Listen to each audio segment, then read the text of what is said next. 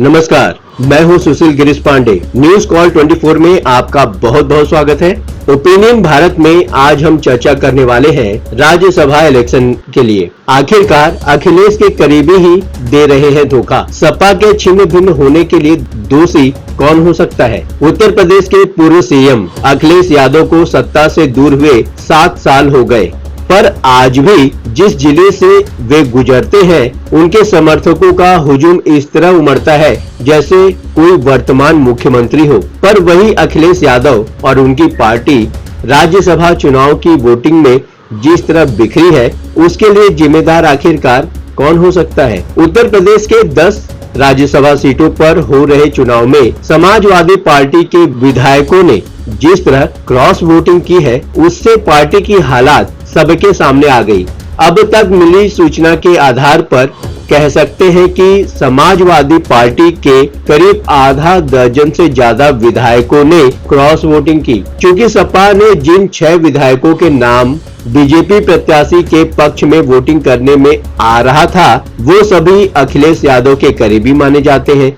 ऐसे में इसे अखिलेश यादव और समाजवादी पार्टी के लिए एक बड़ा झटका ही माना जा रहा है। अभी तक समाजवादी पार्टी उत्तर प्रदेश में एकमात्र पार्टी थी जो बीजेपी की आंधी में भी मजबूती से खड़ी थी। यूपी के शहरों में जितनी गाड़ियां बीजेपी के झंडे वाली दिखेंगी, उससे कहीं अधिक गाड़ियां समाजवादी पार्टी की दिख जाती है। उत्तर प्रदेश के पूर्व सीएम अखिलेश यादव को सत्ता से दूर हुए 7 साल से ज्यादा हो गए हैं, पर आज भी उनका रुतबा चलता है। उत्तर प्रदेश सहित देश के किसी भी हिस्से में किसी भी विपक्ष के नेता का इस तरह का जलवा आपने नहीं देखा होगा। पर वही अखिलेश यादव और उनकी पार्टी राज्यसभा चुनाव की वोटिंग में बिखर जाएगी, किसने सोचा था? पहली बार ऐसा देखने मिल रहा है कि पार्टी कमजोर हो रही है। ऐसा क्यों हुआ? आइए कुछ कारणों पर चर्चा करते हैं। तेजस्वी से क्या सीख सकते हैं अखिलेश यादव? उत्तर प्रदेश के पूर्व मुख्यमंत्री अखिलेश यादव और बिहार के पूर्व उप मुख्यमंत्री में बहुत सी समानताएं हैं। दोनों देश के कद्दावर नेताओं के सुपुत्र हैं और दोनों अपने पिता की बनाई पार्टी और विरासत को आगे बढ़ा रहे हैं, और सबसे बढ़कर दोनों विपक्ष में हैं। उनका मुकाबला भारतीय जनता पार्टी से है। अखिलेश यादव को यह देखना चाहिए कि लोकसभा चुनाव के मद्देनजर बिहार में तेजस्वी यादव किस तरह मेहनत कर रहे हैं। बिहार में अपनी यात्रा निकाले हुए हैं और सड़क पर संघर्ष करते दिखाई दे रहे हैं। उनकी सभाओं में जबरदस्त भीड़ हो रही है। अखिलेश यादव के पास भी मौका था सड़क पर निकलने का और संघर्ष करने का, पर ऐसा नहीं किया गया। अखिलेश ने जब मेहनत की तो उनको उसका फल मिला।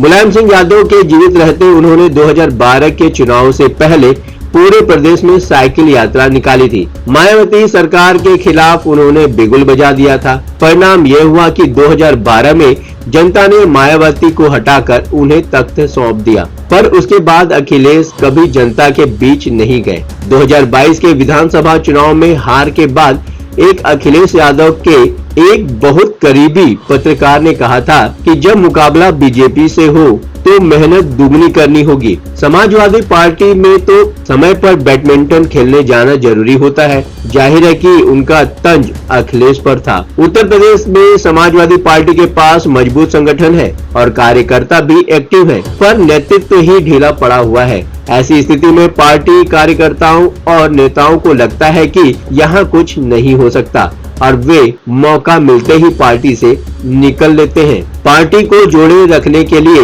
यह जरूरी होता है कि युद्ध में सेनापति जिस तरह सिपाहियों को यह भरोसा दिलाता रहता है कि विजय अब ज्यादा दूर नहीं है, पार्टी कार्यकर्ताओं को भी यह दिखता रहे कि उनका नेता मेहनत कर रहा है। पर समाजवादी पार्टी में नेतृत्व केवल सोशल मीडिया पर एक्टिव दिखता है। दूसरी बात आती है, पार्टी को अपने पिता की छाया से मुक्त कराने की कोशिश में मूल भी नहीं बचा।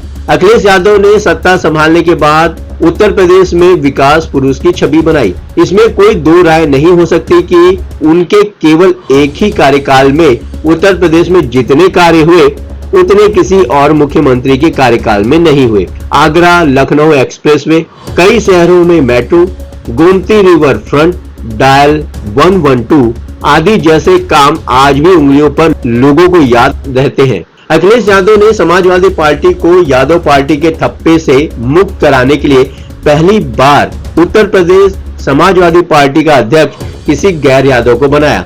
अखिलेश ने अपने पिता के पद चिन्हों पर न चलकर पार्टी की छवि को सुधारने की कोशिश की। 2017 के चुनाव में समाजवादी पार्टी से तमाम माफिया नेताओं के टिकट काट दिए गए, पर राजनीति में शुचिता लाने का प्रयास अखिलेश यादव को फलीभूत नहीं हुआ। उल्टा हुआ ये कि समाजवादी पार्टी की मूल ताकत भी खत्म हो गई और गुंडे बदमाशों की पार्टी का थप्पा भी नहीं धुल सका। तीसरी बात आती है राम मंदिर पर अखिलेश ने मौका देखकर सही फैसला लेने से वो चूक गए। राम मंदिर उद्घाटन पर बीजेपी की स्ट्रैटेजी में उलझकर रह गए अखिलेश यादव। पहले अखिलेश ने कहा कि उन्हें निमंत्रण मिला तो वो जरूर जाएंगे, फिर बाद में ठीक से निमंत्रण न मिलने का आरोप लगाया। फाइनली वे राम मंदिर उद्घाटन कार्यक्रम से दूर रहे। दरअसल अखिलेश ने पिछले कुछ सालों में अपनी छवि इस तरह की बना ली थी कि वे सभी वर्गों के नेता हो गए थे।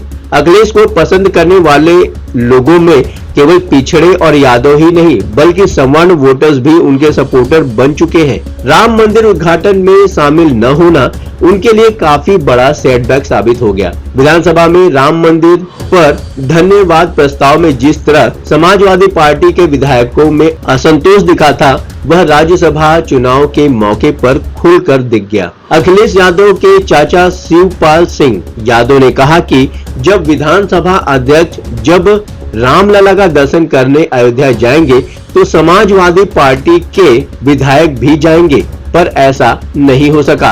कांग्रेस के चक्कर में अखिलेश यादव एक बार फिर मंदिर जाने का फैसला नहीं ले सके। अखिलेश को लगता था कि अगर हम चले गए और कांग्रेस नेता नहीं गए तो मुस्लिम वोटों का ध्रुवीकरण कांग्रेस की ओर हो जाएगा, जबकि कांग्रेस विधायक आराधना मिश्रा खुद अयोध्या जाने वाले बस में सवार हुई। स्वामी प्रसाद मौर्य मामले में भी बहुत बड़ी गलती हुई है। स्वामी प्रसाद मौर्य जिस तरह लगातार हिंदुओं के खिलाफ विष वमन कर रहे थे, उस पर अखिलेश यादव ने फैसला लेने में बहुत देरी कर दी। स्वामी प्रसाद रामचरितमानस के पन्ने जलाते रहे और अखिलेश यादव आंखें मूंद कर बैठे रहे। स्वामी प्रसाद मौर्य पर एक्शन न होने के चलते उनका उत्साह बढ़ता रहा। मौर्य हर दिन किसी न किसी हिंदू देवी देवता पर कटाक्ष करने से नहीं चूकते थे। फिर जब चुनाव नजदीक आए तो उनको रोक भी नहीं सके। अपने पिता मुलायम सिंह यादव की तरह जिसके साथ है उसके साथ है वाली हिम्मत अखिलेश नहीं दिखा पा रहे हैं। आज राज्यसभा के लिए वोटिंग में क्रॉस वोटिंग करने वाले में अधिकतर सवर्ण विधायक ही हैं, जो अखिलेश यादव के बेहद करीबी भी हैं। जाहिर है उन विधायकों को अपने चुनाव क्षेत्रों में अपने वोटर्स को मुंह दिखाना है। मौर्य जिस तरह सवर्णों और देवी देवताओं को निशाना बना रहे थे, उसके चलते इन विधायकों की अपने क्षेत्र में बोलती बंद रही होगी। राज्यसभा टिकट बांटने में कोई चूक नहीं किया, पर अपने समर्थकों को समझा नहीं सके। देखा जाए तो जब से पार्टी ने राज्यसभा चुनाव के लिए उम्मीदवारों को घोषित किया है, उसके बाद पार्टी का संकट कुछ ज्यादा ही बढ़ गया है। पार्टी ने जया बच्चन, लालजी सुमन और रिटायर्ड IAS अफसर आलोक रंजन को टिकट दिया था। पार्टी में इस बात पर आलोचना हुई कि किसी पिछड़े को उन्होंने टिकट नहीं दिया। कहा गया कि जया बच्चन और आलोक रंजन को क्यों टिकट दिया गया। दरअसल अखिलेश अपनी पार्टी नेताओं और कार्यकर्ताओं को यह समझाने में असफल रहे कि विधानसभा और लोकसभा में तो वो पिछड़े और मुसलमानों को ही टिकट दे रहे हैं, तो सभी पार्टियां मोटे आसामियों को चुनाव लड़ाती रही हैं। इस बार बीजेपी और तमाम पार्टियों ने ऐसे लोगों को टिकट दिया है, पर शायद इस बात को अपने पार्टी मेंबरों के सामने रख नहीं सके। समाजवादी पार्टी के लिए जया बच्चन और आलोक रंजन कितनी अहमियत रखते हैं, ये बात उन्हें खुलकर बतानी चाहिए थी। छोटे जाति आधारित दल बिछड़े सभी बारी बारी, जबकि बीजेपी गाली सुनकर भी साथ नहीं छोड़ती। स्वामी प्रसाद मौर्य और पल्लवी पटेल जैसे नेताओं का समाजवादी पार्टी को छोड़ना एक वानगी भर है। पिछले साल एक खबर आई कि महान दल के नेता केशव देव मौर्य की फॉर्च्यूनर समाजवादी पार्टी के कार्यालय पर रोकवा ली गई, क्योंकि फॉर्च्यूनर अखिलेश यादव ने ही उन्हें दी थी।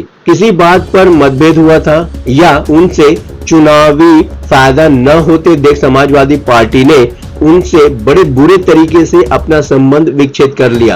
अब केशव देव समाजवादी पार्टी के साथ नहीं है।